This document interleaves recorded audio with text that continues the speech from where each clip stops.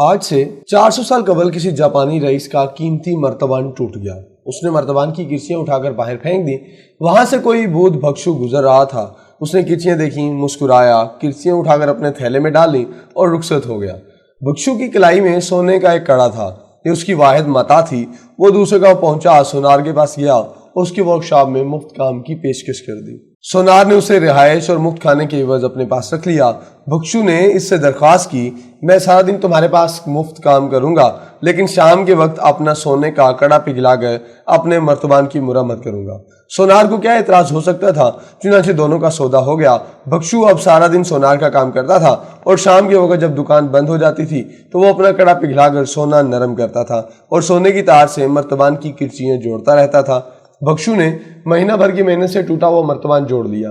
मर्तबान मुकम्मल हो गया तो उसने इसे साफ करके दुकान के शोकेस में रख दिया। मर्तबान सोने की चमक की वजह से दूर से दिखाई देता था और देखने वाले बेख्तियार उसकी तरफ खींचे चले आते थे।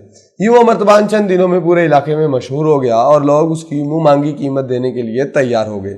मगर भक्षु ने उसे बेचने से इनकार कर दिया। उसका कहना था यह मर्तबान किसी और की अमानत है। मर्तबान की तरफ तारीफ फैलते फैलते उस जापानी रईस तक भी पहुंच गई जो दरअसल उस मर्तबान का मालिक था। वो भी उस दुकान पर पहुंच गया। उसने भी मर्तबान देखा मगर वो उसे पहचान न सका और उसने मुंह मांगी कीमत देकर मर्तबान खरीदने का ऐलान कर दिया। भक्षु ने नीलामी का बंदोबस्त कर दिया। बोली शुरू हुई और रईस बोली बढ़ाता रहा, यहाँ तक कि इलाके के तमाम रईस हार गए और वो रईस जीत गया।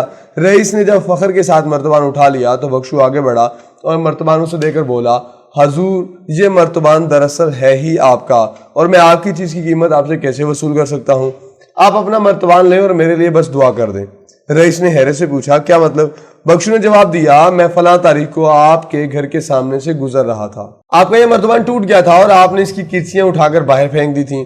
मैं किर्चियां उठाकर यहाँ ले आया, अपना कड़ा पिघलाकर इसे जोड़ दिया और जुड़े हुए टुकड़ों ने इसे पीसा फाट बना दिया। रईस हैरान रह गया। भक्षु ने बताया, टुकड़े अशिया के हों या इंसानों के, ये जब जुड़ते हैं तो ये चीजों और इंसानों को अनमोल बना देते हैं, ये उन्हें पीसा फाट बना देते हैं। चुनांचे मेरा मशवरा है, आप चीज हैं या इंसान हैं, आप जब टूट जाएं तो आप खुद को बेकार ना समझें। अपनी किर्चियां कचरा घर में ना गिरने दें। आप किसी जगह बैठें और अपने आप को हौसले, हिम्मत और बर्दाश्त के सोने से जोड़ना शुरू कर दें। आप ना सिर्फ दोबारा मुकम्मल हो जाएंगे बल्कि आप पहले से 1000 गुना कीमती भी हो जाएंगे और पीसा फाट भी बन जाएंगे। वो दिन है और आज का दिन है। जापान में लोग टूटे हुए बर्तनों को सोने से जोड़कर पीसा फाट बना रहे हैं। ये लोग अपनी जुबान में इस फन को किंसोगी कहते हैं। जापान में किंसोगी के अमल से गुजरने के बाद आम से प्याले, प्लेटें, मग और घड़े $1 मिलियन का आर्ट ऑफ पीस बन जाते हैं और म्यूजियम में रखे जाते हैं या फिर लोग इन्हें अपने घरों में सजाते हैं। ये फन सिर्फ अशिया की रिपेयरिंग के लिए इस्तेमाल नहीं होता बल्कि इसके जरिए टूटे फूटे और तबाह हाल इंसानों को भी जोड़कर रगड़कर नया और महंगा बनाया जाता है। जापानी कौम खुद भी किंसोगी का जीता जागता शाहकार है। दुनिया में आज तक एटम बम सिर्फ 2 बार इस्तेमाल हुआ है और ये दोनों मरतबा जापान पर गिराया गया।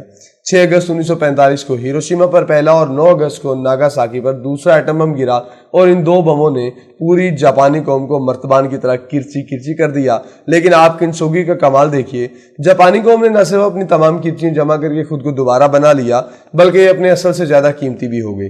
जापान की आज 20 बड़ी कंपनियां, खाए टोयोटा हो, मित्सुबिशी हो, होंडा हो, आईचोचो हो, निप्पॉन टेलीग्राफ और टेलीफोन हो, मित्सुई हो, जापानी पोस्ट हो, होल्डिंग हो, अटाची हो, सोनी हो, इनेवेस होल्डिंग हो, एवन हो, मार्बेनी हो या पैनासोनिक हो,